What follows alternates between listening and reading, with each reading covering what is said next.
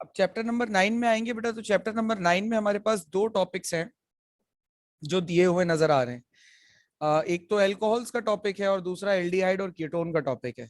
अच्छा, वैसे ये दिखने में दो टॉपिक्स लग रहे हैं, लेकिन जब पढ़ाया जाता है इनको सेकेंड ईयर के अंदर तो इनको दो टॉपिक्स नहीं बल्कि तीन टॉपिक्स अलग अलग बनाकर पढ़ाया जाता है। यानी कि one is alcohol, other is aldehyde and number third is ketones. तो अभी हम इनको जब रिवाइज करेंगे तो इसी तरीके से इसी सीक्वेंस में कर लेंगे, अल्कोहल, एल्डिहाइड एंड कीटोन्स। तो सबसे पहले हम चलते हैं अल्कोहल्स की जानिब। सो चैप्टर नंबर 9 देख लेते हैं सबसे पहले। तो व्हाट इज चैप्टर नंबर 9 है क्या? Carbon compounds with oxygen containing functional groups. तो ऐसे कंपाउंड जिसमें फंक्शनल ग्रुप हो और ऐसे फंक्शनल ग्रुप जिसमें ऑक्सीजन लगा हो, तो उन कार्बन कंपाउंड्स को हम क्या कहते हैं? उनको हम कहते हैं मतलब उस उन कंपाउंड्स का ये चैप्टर है। अब फंक्शनल ग्रुप इटसेल्फ क्या होता है? एक ऐसा एटम या एटम का बेटा ग्रुप जो किसी कंपाउंड को, किसी मॉलिक्यूल को कोई खासियत प्रोवाइड करे। ठीक है, फंक्शनल ग्रुप ऐसी चीज को कहा जाता है। जैसे यहां देख सकते हैं कि CH3OH, CH3Cl, CH3NH2 तीन दिए हुए। अच्छा, तीनों में CH3 है। ये तीनों अलग अलग कंपाउंड्स हैं, एक अल्कोहल है, एक हैलाइड है, एक अमाइन है। तीनों में अगर CH3 एक जैसा है तो इसका मतलब जो इनके अंदर ये अल्कोहल, हैलाइड और अमाइन वाली अलग अलग प्रॉपर्टीज आ रही हैं वो कहां से आ रही होंगी? वो लाजमी सी बात है वो दूसरे एटम से आ रही होंगी, क्योंकि CH3 तो सब में एक जैसा है। अगर इसकी वजह से प्रॉपर्टी आ रही होती तो सब में एक जैसी प्रॉपर्टी होती। ठीक है। बेटा आवाज मेरी सही आ रही है सबको? Yes sir. बेटा खदीजा देखो, चेक करो, शायद तुम्हारे इंटरनेट में कुछ इश्यू हो रहा हो, बिकॉज बाकी बच्चों को सही आ रही है। अच्छा, अब हमारे चैप्टर नंबर 9 में ये कुछ फैमिलीज हैं जिनको हमने चैप्टर नंबर 9 में पढ़ा था। Alcohol, phenol, aldehyde, ketone, carboxylic acids, ester ethers. इन सब में ऑक्सीजन आता है एज फंक्शनल ग्रुप। लेकिन हमें अभी कौन कौन से पढ़ने हैं? Alcohol, aldehyde and ketones. तो अल्कोहल सबसे पहले पढ़ते हैं। अल्कोहल क्या होते हैं? जैसे अल्काइल हैलाइड थे, अल्काइल हैलाइड क्या थे? Halogen derivatives of alkane. इसी तरीके से अल्कोहल्स क्या होते हैं? हाइड्रो ऑक्सी डेरिवेटिव्स होते हैं। यानी कि हैलाइड्स में क्या था? अल्केन्स में से एक हाइड्रोजन हटाकर OH, क्लोरीन, ब्रोमीन, आयोडीन लगा दो। अल्कोहल बनाना है तो एक H हटाकर हाइड्रोजन और ऑक्सीजन लगा दो। ठीक है, तो आपके पास अल्कोहल बन जाएंगे। ये आपके पास क्लासिफिकेशन है अल्कोहल की। अब देख लेते हैं अल्कोहल की क्लासिफिकेशन। अल्कोहल हमारे पास तीन तरह के बताए गए हैं, मोनोहाइड्रिक, डाईहाइड्रिक एंड ट्राईहाइड्रिक। अच्छा, ये मोनोहाइड्रिक, डाईहाइड्रिक, ट्राईहाइड्रिक अल्कोहल्स क्या होते हैं? जितने ज्यादा OH लगे होंगे उतने ज्यादा आपके पास वो मतलब मोनोहाइड्रिक डाईहाइड्रिक कहलाएगा। लाइक अगर लिखा हुआ है मोनोहाइड्रिक अल्कोहल तो इसका मतलब है कि अल्कोहल्स, ऐसे अल्कोहल जिसके अंदर एक OH ग्रुप हो, दैट उनको हम क्या कहते हैं? मोनोहाइड्रिक अल्कोहल कहते हैं। जिसमें दो OH ग्रुप हो वो डाईहाइड्रिक है, जिसमें तीन OH ग्रुप हो वो ट्राईहाइड्रिक है। सही है। अच्छा, डाईहाइड्रिक और ट्राईहाइड्रिक के अंदर एक और चीज है। अगर दो कंसेक्यूटिव कार्बन पर OH लगा हो तो उनको एक और खास नाम से बुलाया जाता है, उनको हम ग्लाइकॉल कहते हैं। इसी तरीके से ट्राईहाइड्रिक में अगर तीन कंसेक्यूटिव कार्बन के ऊपर OH लगा हो तो उसे हम ग्लिसरॉल कहते हैं। ठीक है, मतलब दो अलग अलग कार्बन पर OH हो तो वो ग्लाइकॉल नहीं कहलाएगा, वो सिर्फ डाईहाइड्रिक अल्कोहल होगा। इसी तरीके से ट्राईहाइड्रिक में अगर तीन अलग अलग कार्बन पे OH है तो वो ग्लिसरॉल नहीं कहलाएगा बल्कि ट्राईहाइड्रिक कहलाएगा सिर्फ। लेकिन अगर दो कंसेक्यूटिव कार्बन पे OH है तो वो डाईहाइड्रिक भी कहला सकता है, ग्लाइकॉल भी कहला सकता है। इसी तरीके से तीन कंसेक्यूटिव कार्बन पे अगर OH है तो वो ग्लिसरॉल भी कहला सकता है, ट्राईहाइड्रिक भी कहला सकता है। Is this clear? Yes sir. अच्छा, पॉलीहाइड्रिक मतलब आपके पास OH ग्रुप्स की तादाद, ग्रुप की जो तादाद है वो तीन से भी ज्यादा हो जाए तो उसे पॉलीहाइड्रिक कहते हैं। और अमूमी तौर पे पॉलीहाइड्रिक जो ग्रुप्स होते हैं हमारे पास वो शुगर्स में पाए जाते हैं। चैप्टर 10 में हमने कार्बोहाइड्रेट्स पढ़े थे, तो जो कार्बोहाइड्रेट्स वगैरह होते हैं इन सब के अंदर OH ग्रुप मोर देन 3 भी होते हैं। जैसे यहाँ पर देख सकते हो ग्लूकोज, फ्रक्टोज और गैलेक्टोज में 5 OH ग्रुप्स होते हैं। लैक्टोज, सुक्रोज वगैरह में 11 OH ग्रुप्स होते हैं। तो इस वजह से इनको पॉलीहाइड्रिक अल्कोहल्स कहते हैं। अब अगर क्लासिफिकेशन करें मोनोहाइड्रिक अल्कोहल्स की, तो मोनोहाइड्रिक अल्कोहल्स अगर OH ग्रुप्स, अगर OH ग्रुप प्राइमरी कार्बन के साथ लगाए तो that is called primary alcohol. Secondary carbon के साथ लगा है तो सेकेंडरी अल्कोहल, टर्चरी कार्बन के साथ लगा है तो टर्चरी अल्कोहल। अच्छा, प्राइमरी, सेकेंडरी और टर्चरी कार्बन को मैं लास्ट क्लास में, यानी कल भी एक्सप्लेन कर चुका हूं, मैं फिर रिपीट कर देता हूं बेटा। ऐसा कार्बन, मतलब पहली बात तो primary, secondary, tertiary is a alpha carbon. What is alpha carbon? Alpha carbon is a carbon that contains functional group, यानी ऐसा फंक्शनल ग्रुप वाला कार्बन जिसके बाकी 3 साइड पर या तो कोई कार्बन ना हो या सिर्फ एक कार्बन हो, तो वो प्राइमरी अल्कोहल है। अगर 2 कार्बन हो, सही है, फंक्शनल ग्रुप वाले कार्बन के साथ, तो सेकेंडरी अल्कोहल है, और अगर 3 कार्बन हो तो वो टर्चरी अल्कोहल है। ठीक है, अभी तक किसी को कोई सवाल? हाँ सर। ठीक है, अच्छा, अब मैं नॉमेनक्लेचर पे अभी बात नहीं कर रहा, आगे चल लेते हैं सीधे सीधे। तो अब अल्कोहल फैमिली में 2 कंपाउंड्स हैं जो हमें बड़े तफसील से हमने डिस्कस किए हुए हैं। One is methanol and other is ethanol. Methanol is the first member of alcohol family, जिसका फॉर्मूला होता है CH3, boiling point 63-64 degree centigrade होता है तकरीबन, और इसे वुड स्प्रेड भी कहा जाता है। अब देख लेते हैं मीथेनॉल बनता कैसे। तो मीथेनॉल के बारे में हमारी किताब में लिखा है कि ये इसका रीसेंट मेथड ऑफ प्रिपरेशन है, जबकि ये भी बहुत पुराना तरीका है। इसमें किया क्या जाता है, इसमें हम कार्बन मोनोऑक्साइड को हाइड्रोजन गैस के साथ, यानी कि वाटर गैस को, हम एक खास तरह के कंप्रेसर में डालते हैं, जिस और उसमें हाई प्रेशर अप्लाई करके दोनों गैसेस को कंप्रेस करते हैं। देन उस कंप्रेस्ड गैस को हम एक कैटालिटिक चेंबर में लेकर जाते हैं, वहां पर उसे हीट करते हैं 400 से 450 डिग्री सेल्सियस पर, और उसमें कैटलिस्ट होते हैं जिंक ऑक्साइड और क्रोमियम ऑक्साइड। तो वो जो हमारी वाटर गैस होती है, यानी कार्बन मोनोऑक्साइड और हाइड्रोजन गैस, ये आपस में कंबाइन होकर एल्कोहल यानी कि मीथेनॉल फॉर्म कर देते हैं, जैसा कि आप यहां देख सकते हो। प्रिपरेशन में कोई सवाल इसकी?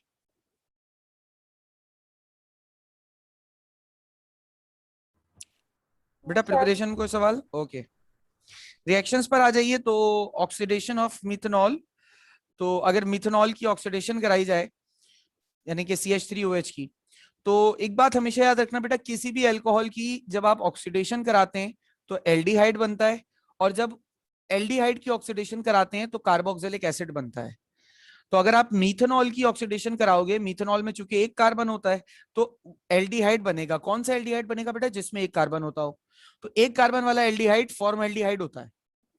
ठीक है, तो हमने मिथेनॉल की ऑक्सीडेशन कराई in the presence of K2Cr2O7, सही है, तो हमारे पास फॉर्मल्डिहाइड बन गया। अब मैकेनिज्म देख लीजिए कि ऑक्सीडाइजिंग एजेंट का काम नेसेंट ऑक्सीजन प्रोड्यूस करना है। उसने फंक्शनल ग्रुप में से एक H और एक और H निकाला, दोनों के साथ मिलकर वाटर बना दिया। अब इस कार्बन के पास एक बॉन्ड वैकेंसी क्रिएट हो गई, इस ऑक्सीजन पे एक बॉन्ड वैकेंसी क्रिएट हो गई, दोनों ने आपस में डबल बॉन्ड किया, फॉर्मल्डिहाइड बन गया। अच्छा, फिर इसके बाद अगर फर्दर ऑक्सीडेशन करवा दी जाए, करवा दी क्या जाए, वो खुद भी हो सकती है। अगर आप रिएक्शन को कंट्रोल नहीं करोगे तो ये ऑक्सीडेशन मजीद जो होगी ये खुद भी हो सकती है। तो फर्दर ऑक्सीडेशन के बाद ये फॉर्मिक एसिड बन जाता है, जैसे आप यहाँ देख सकते हो। उसके अलावा अल्कोहल जो है वो ईस्टर्स फॉर्म करते हैं। अगर हम अल्कोहल और कार्बोक्सिलिक एसिड्स का रिएक्शन आपस में करवा दें, जैसे आप यहाँ देख सकते हो, तो ईस्टर फॉर्म हो जाता है। डबल डिस्प्लेसमेंट रिएक्शन होता है, अल्कोहल में से OH मिलता है और एसिड में से H मिलता है, दोनों मिलकर वाटर बना देते हैं, और ये CH3CO, और इस वाले O के साथ अगर CH3 जुड़ जाता है तो ये हमारे पास डाइमिथाइल ईथर बन जाता है। अगर रिएक्शन देखें और HCl के साथ, तो HCl के साथ in the presence of zinc chloride reaction होता है। तो क्लोरीन डबल डिस्प्लेसमेंट रिएक्शन है, सिंपल ये, इसका पॉजिटिव इसके नेगेटिव के साथ, यानी कि CH3 और Cl ये मिल जाते हैं, इसका पॉजिटिव इसके नेगेटिव के साथ, ये वाटर बना देते हैं। इसके ऊपर हमारी काफी लंबी डिटेल डिस्कशन हुई थी कि ऐसा क्यों होता है। पूरा साइंटिफिक रीजन मैंने बताया हुआ था, रिकॉर्डिंग्स में मौजूद है, देख लीजिएगा अगर देखना हो। यूजेस वगैरह हैं। अच्छा, इसका ये वाला जो यूज है ना कि it is use to produce formalin, ये MCQ में आया हुआ है 1-2 मरतबा, ऐसे देख लीजिए। फॉर्मलिन एक मिक्सचर होता है जिसके अंदर फॉर्मल्डिहाइड और अल्कोहल का एक मिक्सचर होता है, फॉर्मल्डिहाइड और मीथेनॉल का। इसको हम यूज करते हैं लाइफ स्पेसिमेन की प्रिजर्वेशन के लिए। जो बायोलॉजी में आप लोग के लाइफ स्पेसिमेंस होते हैं ना लेबोरेटरी में रखे हुए, उनको प्रिजर्व करने के लिए फॉर्मलिन का इस्तेमाल करते हैं। उसके अलावा लिक्विड्स और वार्निशेस बनाने में इसको इस्तेमाल करते हैं, और एंटी फ्रीज बनाने में भी मिथेनॉल का इस्तेमाल हो सकता है। अब इथेनॉल पे आ जाइए। तो इथेनॉल आपके पास क्या है? इथेनॉल अल्कोहल फैमिली का दूसरा कंपाउंड या दूसरा मेंबर, इसका बॉइलिंग पॉइंट 78 तकरीबन होता है, 78 डिग्री सेल्सियस। अच्छा, हमारे कोर्स में इथेनॉल को बनाने के जो तरीके हैं वो बायोकेमिकल मेथड्स के जरिए हैं। Biochemical methods means biochemical reactions, और बायोकेमिकल रिएक्शंस के अंदर जो कैटलिस्ट हम यूज करते हैं वो बायोकैटलिस्ट होते हैं जिनका नाम होता है एंजाइम्स। अब देखिए हम इसको बना कैसे हैं, स्टेप्स हैं मेथड ऑफ प्रिपरेशन के। सबसे पहला काम क्या होता है, जैसे अगर हम स्टार्च की मदद से अल्कोहल को बनाने की कोशिश करें तो सबसे पहला काम ये होता है कि हम स्टार्च को लेते हैं जो कि हमें राइस, व्हीट या पोटैटो से हासिल होता है, और इसको स्टीम करते हैं, यानी कि हीट करते हैं at 140 to 150 degree Celsius, but directly चूल्हे पे रख के हीट नहीं करते, बल्कि इतनी टेम्परेचर की स्टीम पे इसको गर्म करते हैं। ठीक है, तो उसके नतीजे में जो स्टार्च होता है ये एक सोल्यूशन में कन्वर्ट हो जाता है जिसे हम मैश कहते हैं। फिर उस स्टार्च को हाइड्रोलाइज किया जाता है, यानी कि वाटर से उसका रिएक्शन कराया जाता है, जिसकी वजह से वो स्टार्च क्या बन जाता है, माल्टोज। ठीक है, माल्टोज क्या है, टाइप ऑफ शुगर है, और ये रिएक्शन होता है डायस्टेज की मदद से। ठीक है, फिर हाइड्रोलिसिस के बाद इसको हम जर्मिनेटेड बार्ले में रख देते हैं। जर्मिनेटेड बार्ले यानी कि ऐसा बाजरा वगैरह जिसमें पौधा निकलने लगा हो, if I am not wrong, तो उसे हम जर्मिनेटेड बार्ले कहते हैं। तो 10 टू 13 डिग्री सेल्सियस पे ही रखते हैं। अब ये यहाँ पे इक्वेशन देख लो, पहले में वाटर से रिएक्शन हुआ in the presence of diastase और बार्ले माल्टोज बन गया। फिर हम इसके अंदर क्या करते हैं, यीस्ट ऐड करते हैं, yeast is then added, yeast हम ऐड करते हैं। और अच्छा, यीस्ट जब ऐड करते हैं तो हम उसके साथ माल्टेज और जाइमेस एंजाइम भी डालते हैं। यीस्ट कहते हैं बेटा खमीर को, सही है ना, खमीर जब ऐड करते हैं तो उसके साथ, खमीर में बेसिकली माल्टेज और जाइमेस होता है। आप ये कह लें कि खमीर में माल्टेज जाइमेस होता है, या खमीर जब ऐड करते हैं तो उसमें माल्टेज जाइमेस होता है, जो भी बात कह लें। तो ये जो माल्टोज होती है शुगर, ये माल्टोज देन कन्वर्ट हो जाती है बेटा ग्लूकोज के अंदर, और फिर उस ग्लूकोज की जाइमेस एंजाइम की मौजूदगी में वो ग्लूकोज डिकम्पोज होता है, तो हमारे पास अल्कोहल बन जाता है। अच्छा, अगर हम मोलासिस के जरिए ये काम करना चाहें तो मोलासिस के जरिए भी कर सकते हैं। मोलासिस में क्या होता है, तो मोलासिस एक ब्राउन कलर का सिरपी लिक्विड होता है, और ये कब बचता है, जब हम केन शुगर की क्रिस्टलाइजेशन कर लेते हैं। यानी कि जब चीनी मैन्युफैक्चर होती है, तो गन्ने से जब चीनी बनती है तो पहले वो ब्राउन कलर की होती है, देन उसकी रिक्रिस्टलाइजेशन करते हैं तो वो क्रिस्टल सफेद कलर का, कलरलेस जैसा हो जाता है। तो जब वो रिक्रिस्टलाइजेशन हो जाती है तो वो जो ब्राउन कलर उसका अलग होता है, तो जो क्रिस्टलाइज होने के बाद जो एक लेफ्ट ओवर बचता है ना, उसे हम कहते हैं मोलासिस। फिर मोलासिस को हम वाटर के साथ मिक्स करते हैं इन द रेशियो 1:5, और उसके अंदर हम अमोनियम सल्फेट ऐड कर देते हैं ताकि यीस्ट की सप्लाई हो सके। फिर क्या करते हैं कि थोड़ा सा, बहुत लिटिल क्वांटिटी के अंदर सल्फ्यूरिक एसिड ऐड किया जाता है। वो इसलिए कि सल्फ्यूरिक एसिड जो है वो यीस्ट की ग्रोथ को हेल्प करता है, यानी कि यीस्ट यीस्ट नाम का एक यूनिसेल्युलर लिविंग ऑर्गेनिज्म प्रोड्यूस कराने में मदद करता है सल्फ्यूरिक एसिड।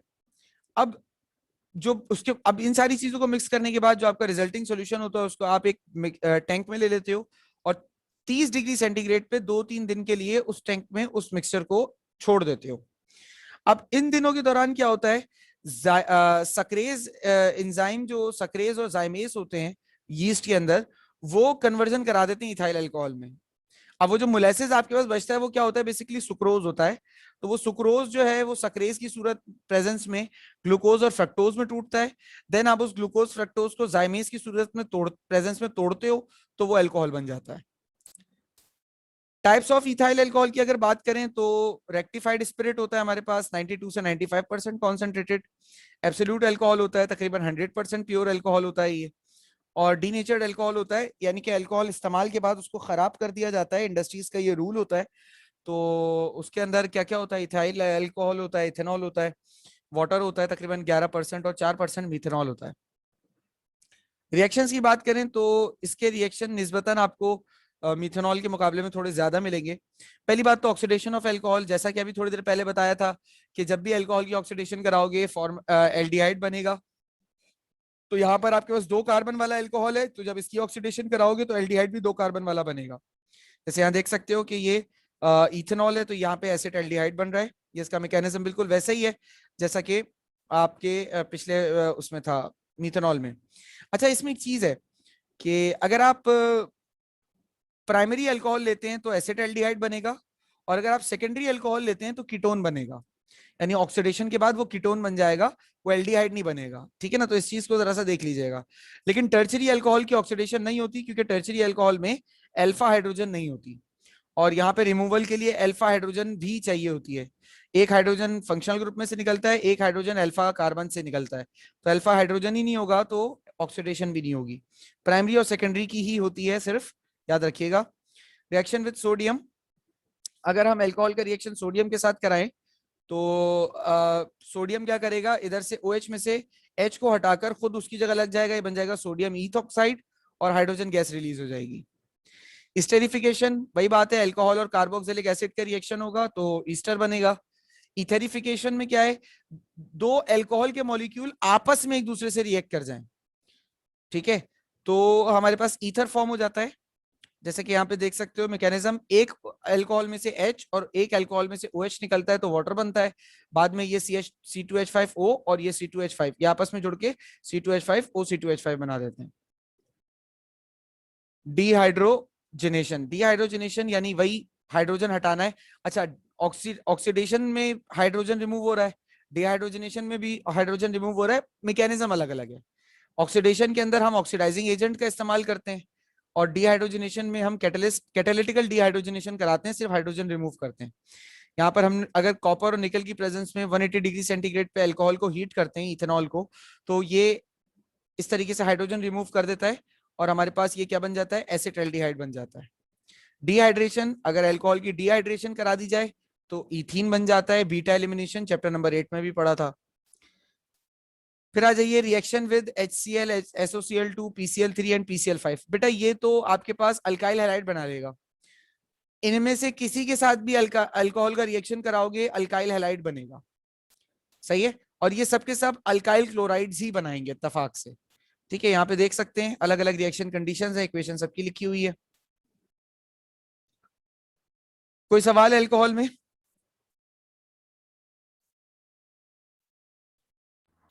बेटा अल्कोहल में कोई सवाल?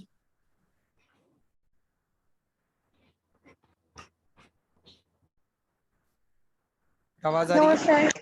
ओके। अच्छा, अब एल्डिहाइड जो है आपके पास, एल्डिहाइड शुरू कर रहे हैं। एल्डिहाइड फैमिली से एक कंपाउंड हमने लिया है जिसकी स्टडी हमने करनी है, और ये है फॉर्मल्डिहाइड, ठीक है। एल्डिहाइड फैमिली का जो आपके पास फंक्शनल ग्रुप है वो देख लीजिए। फंक्शनल ग्रुप क्या होता है, CHO इसका फंक्शनल ग्रुप है एल्डिहाइड का। अब फॉर्मल्डिहाइड क्या है, फॉर्मल्डिहाइड ये है बेटा, इस फॉर्मूला को हम फॉर्मल्डिहाइड कहते हैं, इसको जरा ध्यान से देख लीजिए।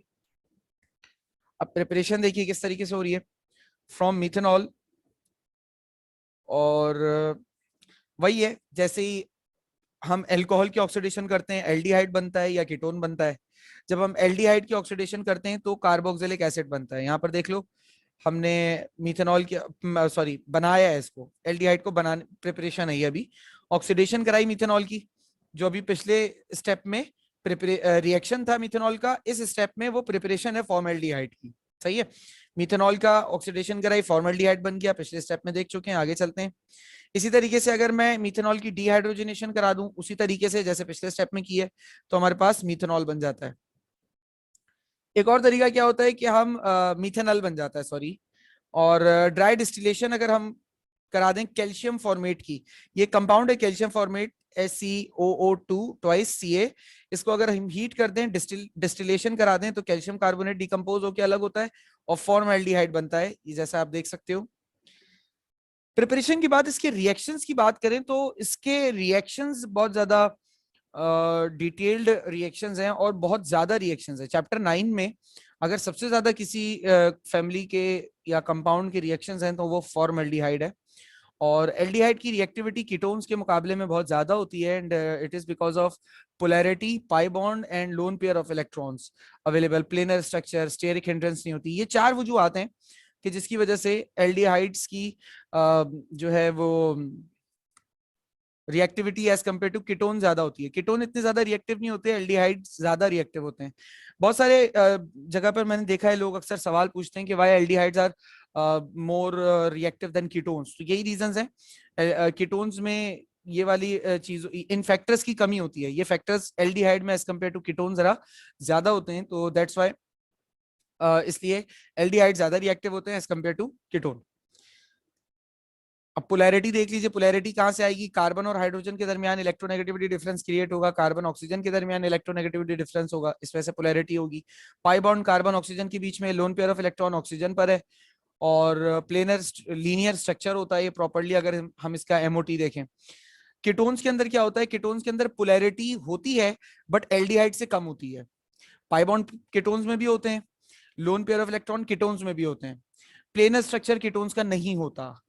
ठीक है, तो ये दो फैक्टर्स जो है वो कीटोन्स में होते हैं, और ये चार फैक्टर्स एल्डिहाइड में होते हैं। तो बेटा जिसमें जितने ज्यादा रिएक्टिविटी फैक्टर्स होंगे ऑब्वियसली वो ज्यादा रिएक्टिव होगा ना। अब ऑक्सीडेशन देख लीजिए फॉर्मल्डिहाइड की।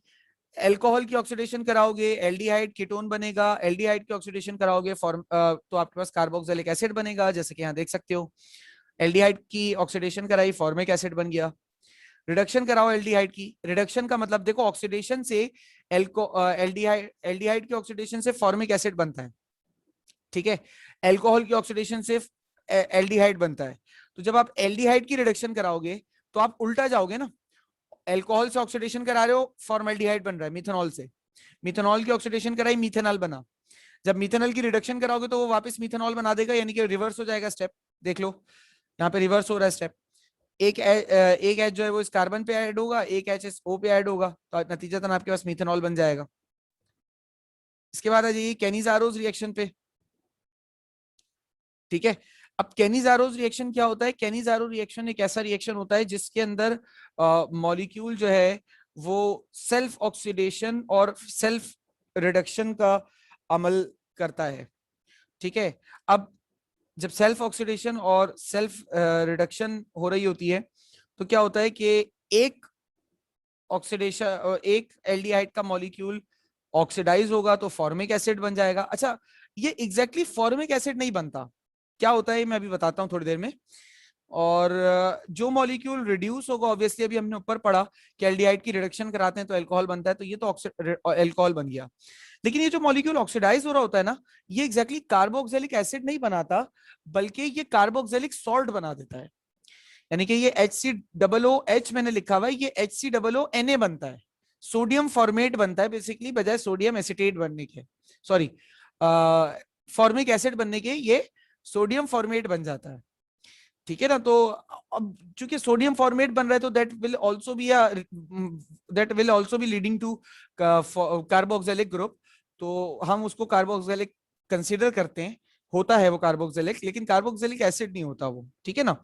तो ऐसा रिएक्शन जिसमें एक ही कंपाउंड खुद से 50% ऑक्सीडेशन का शिकार हो जाए और 50% रिडक्शन का शिकार हो जाए, ऐसे रिएक्शन को हम कैनिजारोज रिएक्शन कहते हैं। और एल्डिहाइड्स जिनमें अल्फा हाइड्रोजन नहीं होती वो कैनिजारोज रिएक्शन परफॉर्म करते हैं, और जिनमें अल्फा हाइड्रोजन होती है वो एल्डोल कंडेंसेशन परफॉर्म करते हैं, जो आपके कोर्स का हिस्सा नहीं है, लेकिन एप्टीट्यूड वगैरह में एल्डोल कंडेंसेशन पढ़ाई जाती है कि किस तरीके से होती है। न्यूक्लियोफाइल या न्यूक्लियोफिलिक एडिशन रिएक्शंस जो हैं वो फॉर्मल्डिहाइड के देख लीजिए। तो फॉर्मल्डिहाइड की न्यूक्लियोफिलिक एडिशंस यहाँ पर, अब ऑक्सीजन के साथ H लगेगा जाकर, HCN का रिएक्शन अगर फॉर्मल्डिहाइड के साथ कराएं, कार्बन पार्शियली पॉजिटिव है, CN के साथ जाकर CN जो है वो कार्बन के साथ जाकर जुड़ जाएगा, जैसे यहाँ पर देख सकते हो। तो आपके पास ये साइनोहाइड्रीन नाम का कंपाउंड बनेगा, ठीक है, ये है साइनोहाइड्रीन। उसके अलावा एसिटल बनाता है। अब एसिटल बनाने के लिए हम अल्कोहल से फॉर्मल्डिहाइड का रिएक्शन कराते हैं, ठीक है।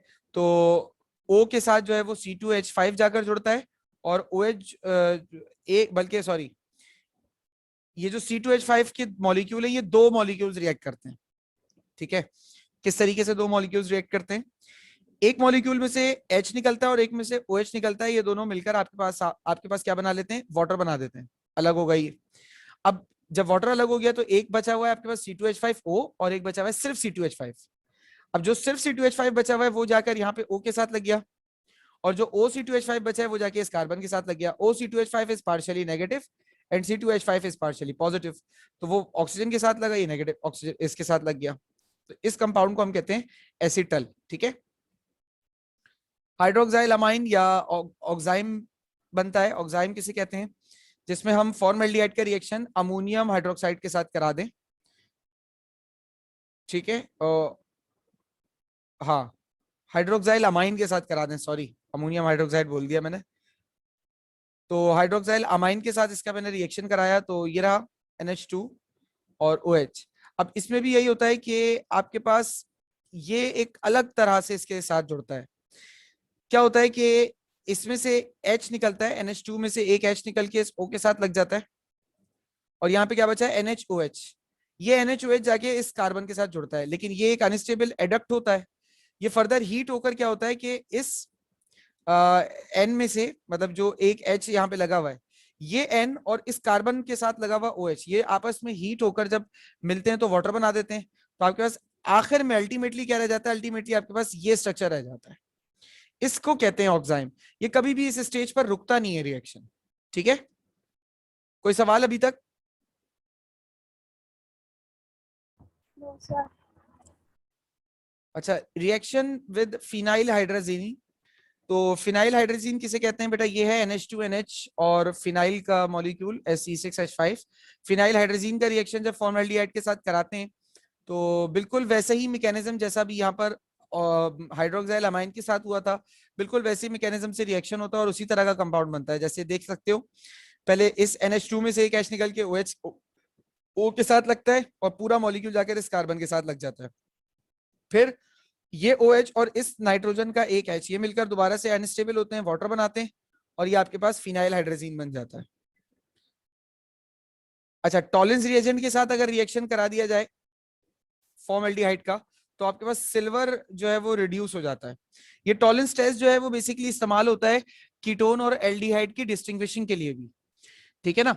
अब एल्डिहाइड और कीटोन का जब टॉलिंस रिएजेंट से रिएक्शन कराओगे तो एल्डिहाइड रिएक्ट करते हैं टॉलिंस रिएजेंट से, और सिल्वर आपके पास अलग हो जाता है। लेकिन कीटोन्स आपके पास रिएक्ट नहीं करते इससे, टॉलिंस रिएजेंट से, तो सिल्वर अलग नहीं होता। यानी कि अगर आपके पास फॉर्मल्डिहाइड होता है तो फॉर्मल्डिहाइड की सूरत में, मतलब आपने एक टेस्ट ट्यूब में फॉर्मल्डिहाइड लिया, टॉलिंस रिएजेंट डाल के हीट किया, तो उस टेस्ट ट्यूब की दीवार पर सिल्वर आ जाता है, शीशे जैसा चमक आ जाती है। कीटोन अगर होगा तो कीटोन की सूरत में कितनी देर तक भी हीट करते रहो कोई फर्क नहीं पड़ता, क्योंकि उसमें सिल्वर अलग नहीं होता। तो ये टॉलेंस रिएजेंट का ये जो इक्वेशंस लिखी हैं बेसिकली डिस्टिंग्विशिंग टेस्ट में आता है एल्डिहाइड और कीटोन के। इसके अलावा फेलिंग्स सॉल्यूशन से भी हम इसका जो है वो डिस्टिंग्विशिंग टेस्ट कर सकते हैं। फेलिंग सॉल्यूशन क्या होते हैं, फेलिंग सॉल्यूशन दो होते हैं, एक ए होता है एक बी होता है। ए जो है आपके पास कॉपर सल्फेट सॉल्यूशन होता है, बी जो है वो सोडियम हाइड्रोक्साइड का सॉल्यूशन होता है विद रोशल सॉल्ट, यानी कि टाटरी जिसे आप कहते हो, रोशल सॉल्ट भी कहलाता है ये।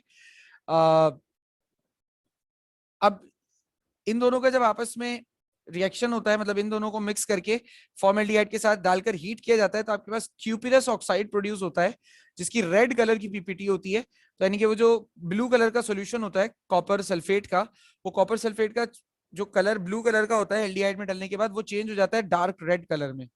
तो ये इंडिकेशन होती है कि आपका फेलिंग्स टेस्ट पॉजिटिव आया है। कीटोन्स जो है वो फेलिंग्स टेस्ट नहीं देते, तो इसलिए कीटोन्स में रेड कलर की पीपीटी नहीं आती।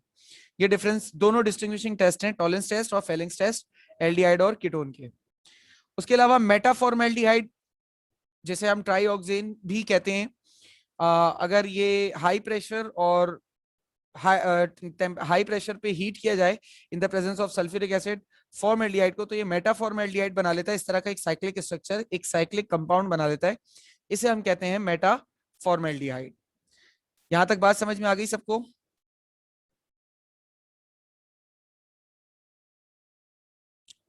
बेटा यहां तक बात समझ में आ गई? Yes, sir. अच्छा, अब मैं एक मिनट ये मीटिंग स्टार्ट। अच्छा जी, अब कीटोन पे आ जाइए बेटा। तो कीटोन क्या है भाई? एल्डिहाइड और कीटोन में फर्क ये होता है कि एल्डिहाइड और कीटोन दोनों में कार्बोनाइल ग्रुप्स होते हैं, कार्बोनाइल CO। लेकिन कीटोन में दोनों साइड पे, कार्बोनाइल कार्बन के दोनों साइड पे कार्बन लगा हुआ होता है या अल्काइल लगा हुआ होता है कह लो। और एल्डिहाइड में एक साइड पर अल्काइल होगा और दूसरी साइड पर हाइड्रोजन होगा। ये डिफरेंस होता है कीटोन और एल्डिहाइड्स में, ठीक है जी। अब सबसे पहले टाइप्स ऑफ कीटोन्स देख लेते हैं। तो कीटोन्स हमारे पास दो तरह के होते हैं, एक सिमेट्रिक कीटोन होता है और एक एसिमेट्रिक कीटोन होता है। सिमेट्रिक कीटोन ऐसा कीटोन होता है जिसमें कार्बोनाइल कार्बन के दोनों साइड्स पर एक जैसे अल्काइल ग्रुप्स लगे हों। जैसे आप यहाँ एग्जांपल में देख सकते हो कि इस वाले कार्बोनाइल के साथ दोनों साइड पर CH3 लगा हुआ है और इस वाले कार्बोनाइल के दोनों साइड पर इथाइल C2H5 लगा हुआ है। एसिमेट्रिक में क्या है, दोनों साइड पर अलग अलग ग्रुप्स होंगे, इस तरफ CH3 इस तरफ C2H5 लगा हुआ है। ठीक है, इधर सिमेट्रिक और इधर एसिमेट्रिक। तो ये हमारे पास कार्बोनाइल कार्बन हैं। नॉमेनक्लेचर बाद में देखेंगे एक साथ।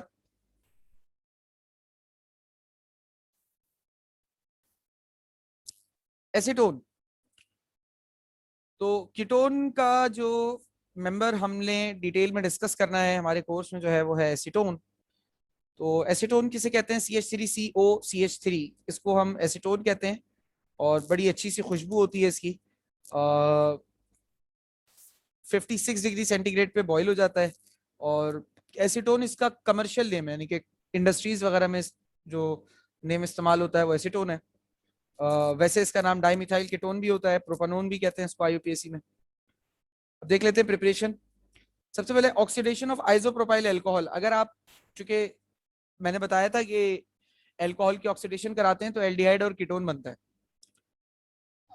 एल्डिहाइड प्राइमरी अल्कोहल की सूरत में बनते हैं और कीटोन्स जो है हमारे पास वो सेकेंडरी अल्कोहल या आइसोप्रोपाइल अल्कोहल की सूरत में बन सकते हैं।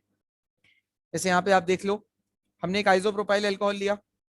अच्छा, ये आइसोप्रोपाइल अल्कोहल आइसोमर वाला आइसोप्रोपाइल है, यानी कि OH इसमें बीच में लगा हुआ है, बीच वाले कार्बन पे। जब इसकी ऑक्सीडेशन कराई तो इसमें से H और इसमें से H निकला और O के साथ मिलके वाटर बन गया। अब इन दोनों ने आपस में डबल बॉन्ड फॉर्म कर लिया तो एसीटोन बन गए। सही है जी। आइसोप्रोपाइल अल्कोहल के साथ रिएक्ट कराएंगे तो एसीटोन बनेगा। उसके अलावा एक तरीका ये कि आप एसिटिक एसिड की पायरोलिसिस करा दें, यानी कि एसिटिक एसिड को हीट करके डिकम्पोज करें। पायरोलिसिस यानी कि इसको तोड़ना है, जलाना नहीं है। ठीक है। अच्छा, यहां पर अगर गौर करें तो कार्बन डाइऑक्साइड और वाटर बनता है।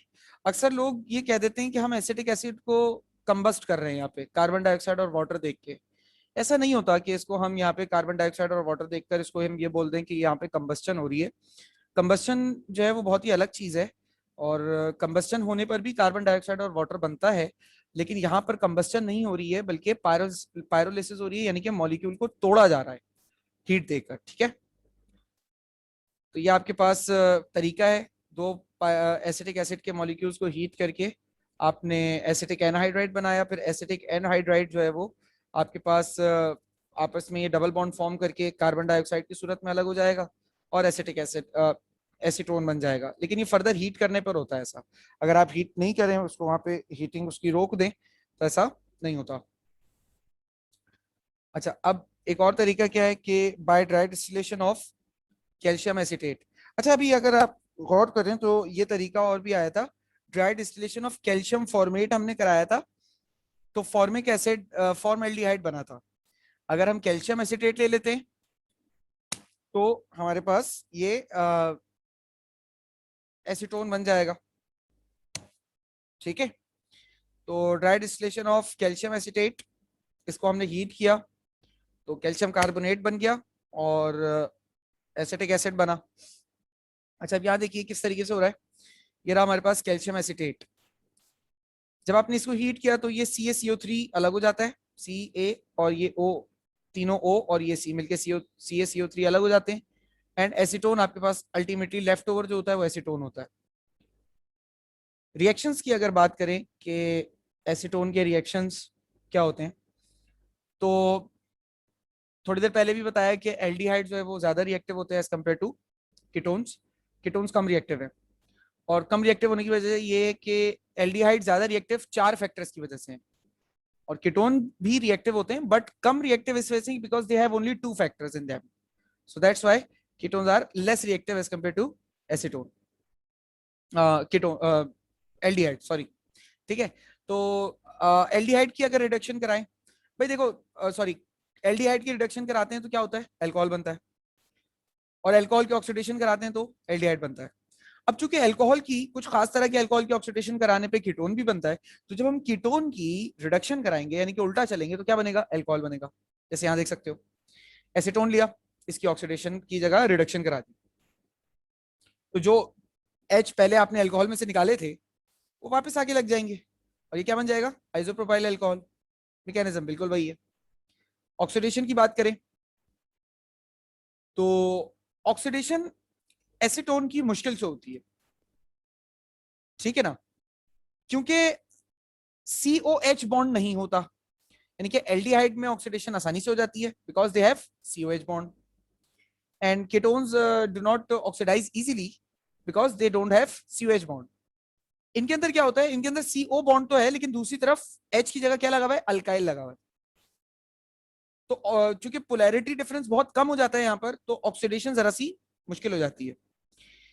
स्ट्रॉन्ग ऑक्सीडाइजिंग एजेंट की सूरत में कॉन्सेंट्रेटेड ऑक्सीडाइजिंग एजेंट्स यूज करने पड़ते हैं, स्ट्रांगली हीट करना पड़ता है रिएक्शन को, तब जाकर ये ऑक्सीडाइज होता है।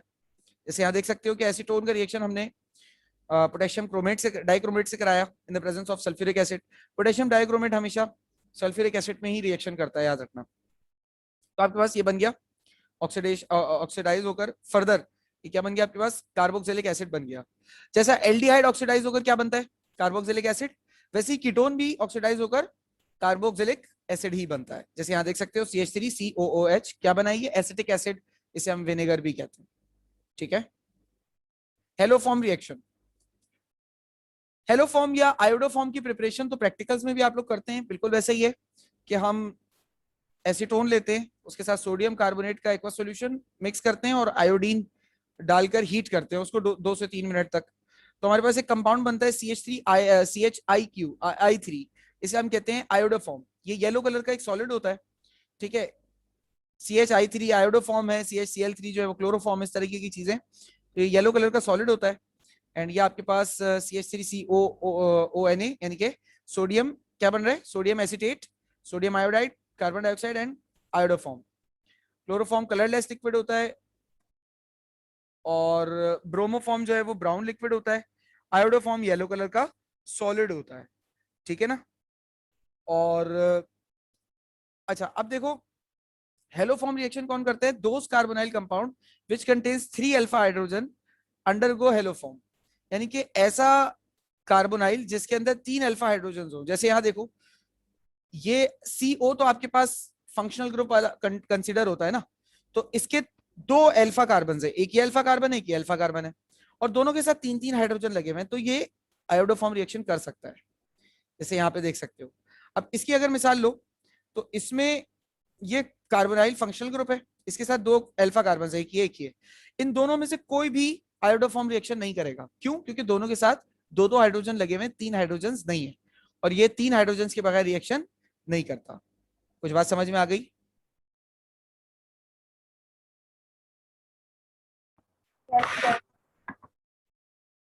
ठीक है। अब हमारे पास चैप्टर नंबर 9 के MCQs हैं जो आप लोगों को सॉल्व कर रहे हैं। मैं नहीं बता रहा, आप लोग खुद सॉल्व कीजिए और इसके करेक्ट आंसर्स मुझे भेज दीजिए, मतलब इमेजेस भेज दीजिए।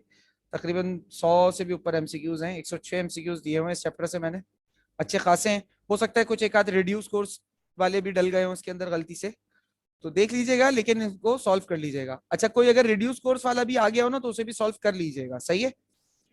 फिर मैं इंतजार करूंगा आप लोगों के जवाब का। किसी को अगर कोई सवाल है तो पूछ लीजिए, अदरवाइज मैं क्लास ऑफ करूंगा।